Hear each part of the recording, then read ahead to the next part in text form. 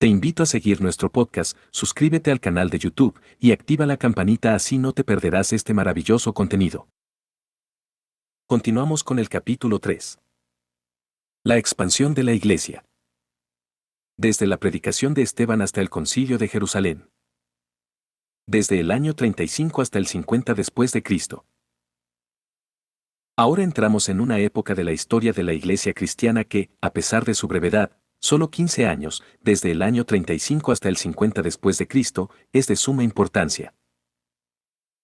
En ese tiempo se decidió la gran cuestión de si el cristianismo debía permanecer como una oscura secta judía o debía llegar a ser una iglesia cuyas puertas estuvieran abiertas para todo el mundo. Cuando empezó este breve periodo, el Evangelio estaba limitado a la ciudad de Jerusalén y las aldeas a su alrededor. Cada miembro era israelita, ya sea por nacimiento o por adopción. Cuando terminó, la iglesia estaba muy bien establecida en Siria y Asia Menor y comenzaba a extenderse hacia Europa. Además, sus miembros ya no eran exclusivamente judíos, sino que predominaban los gentiles. El idioma que se usaba en sus asambleas en Palestina era el hebreo o arameo. Sin embargo, entre su gente, el griego se hablaba en un área mucho mayor. Veamos ahora las sucesivas etapas de este movimiento en expansión. En la iglesia de Jerusalén surgió una queja en el sentido de que en la distribución de fondos para los pobres se descuidaban a las familias de los judíos griegos o helenistas. Los apóstoles convocaron a la iglesia en asamblea y propusieron que se eligiera una comisión de 7 hombres para este servicio. Este plan se adoptó y, de los 7 hombres escogidos, el primero que se nombró fue Esteban, un hombre lleno de fe y del Espíritu Santo. Aun cuando se escogió para un trabajo secular, Esteban pronto llamó la atención como predicador.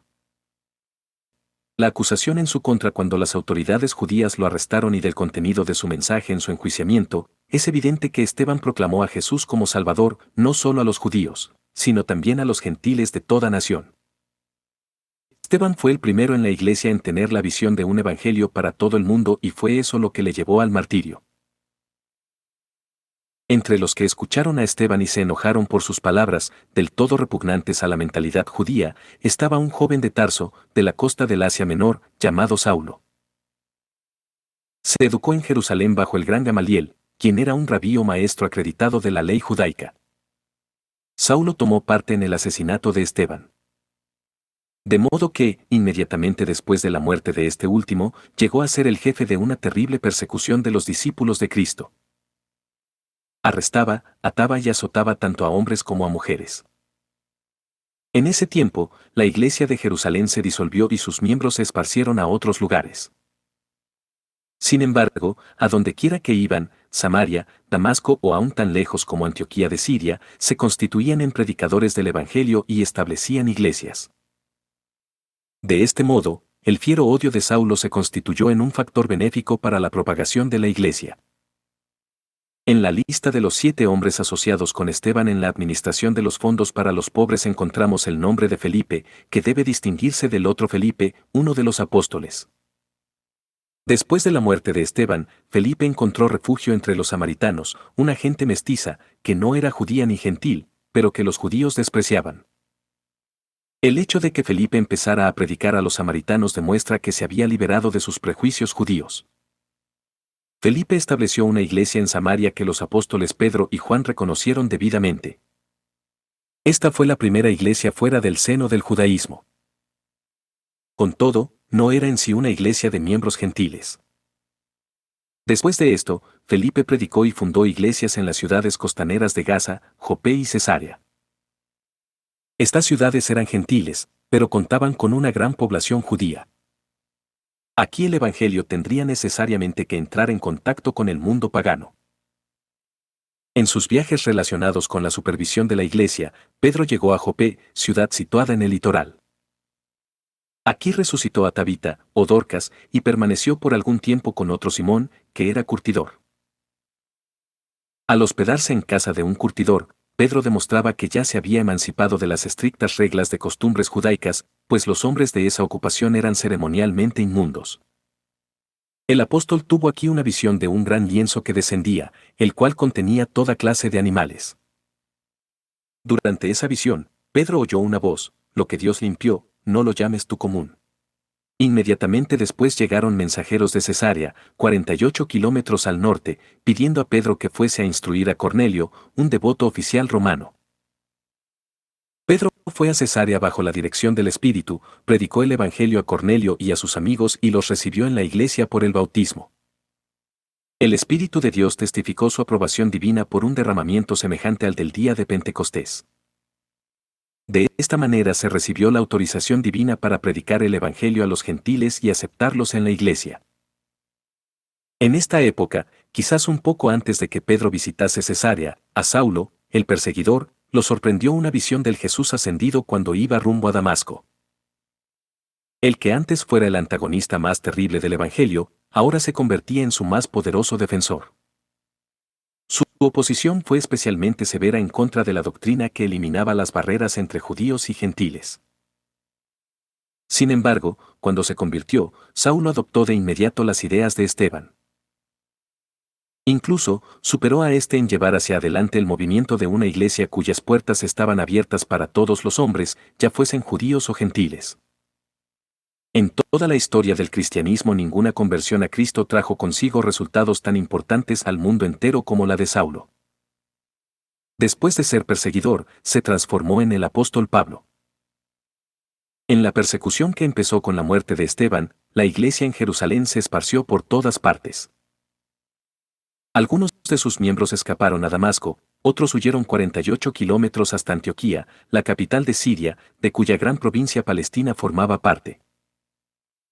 En Antioquía estos fugitivos iban a las sinagogas judías y allí daban su testimonio de Jesús como el Mesías. En cada sinagoga había un lugar separado para los adoradores gentiles. Muchos de estos escucharon el Evangelio en Antioquía y abrazaron la fe de Cristo. De modo que en esa ciudad se desarrolló una iglesia donde judíos y gentiles adoraban juntos disfrutando de los mismos privilegios. Cuando las noticias de esta situación llegaron a Jerusalén, la iglesia madre se alarmó y envió un representante para examinar esta relación con los gentiles. Por fortuna, la elección del delegado recayó en Bernabé, hombre de ideas liberales, gran corazón y generoso.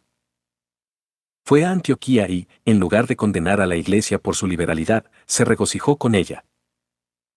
Aprobó el movimiento y permaneció en Antioquía para participar en el mismo.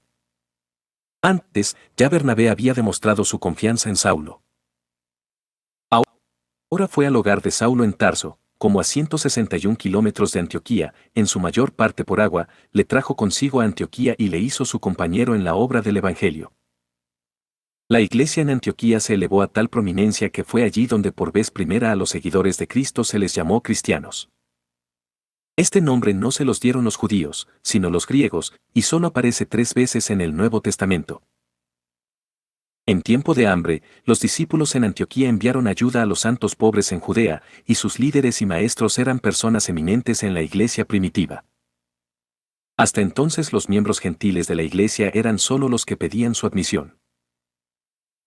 Pero ahora, bajo la dirección del Espíritu Santo y por el nombramiento de los ancianos, los 2 líderes más prominentes en la iglesia de Antioquía salieron en una misión evangelizadora a otras tierras. Procuraban alcanzar tanto a judíos como a gentiles con el Evangelio. Al leer la historia de este primer viaje misionero, notamos que ciertas características en el esfuerzo llegaron a ser típicas en las siguientes empresas del apóstol Pablo. Se emprendió por 2 obreros. Al principio se les menciona como Bernabé y Saulo, luego se trata de Pablo y Bernabé. Al final, Pablo y su compañía, mostrando a Pablo como el líder espiritual. En cuanto al cambio de Saulo se puede decir lo siguiente, se acostumbraba que un judío tuviese 2 nombres, uno israelita, el otro se usaba cuando la persona andaba entre los gentiles. Los 2 misioneros llevaron consigo como ayudante a un hombre más joven, Juan Marcos, aunque éste los abandonó a mediados del viaje. Escogieron como sus principales campos de labor las ciudades grandes. Visitaron Salamina y Pafo, en la isla de Chipre, Antioquía e Iconio, en Pisidia, y Listra y Derbe en Licaonia. Siempre que era posible, empezaban su obra predicando en la sinagoga porque allí todo judío tenía derecho de hablar. En especial, un rabí acreditado como Pablo, quien venía de la famosa escuela de Gamaliel, era siempre bien recibido. Además, a través de la sinagoga anunciaban el Evangelio no solo a los judíos devotos, sino también a los gentiles temerosos de Dios. En Deb, la última ciudad que visitaron, estaban muy cerca de Antioquía, donde comenzaron. Sin embargo, en lugar de pasar por las puertas de Cilicia y regresar a Antioquía, tornaron hacia el oeste y volvieron por el camino recorrido.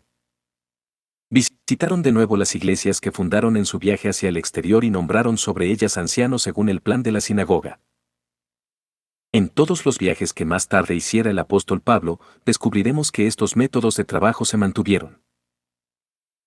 En toda sociedad o grupo organizado, siempre hay dos clases representadas, los conservadores, que miran hacia el pasado, y los progresistas, que miran hacia el futuro.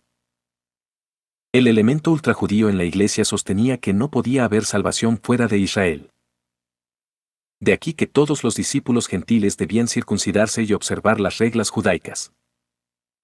Los maestros progresistas, encabezados por Pablo y Bernabé, declaraban que el Evangelio era para judíos y gentiles bajo las mismas bases de fe en Cristo, sin tomar en cuenta la ley judaica.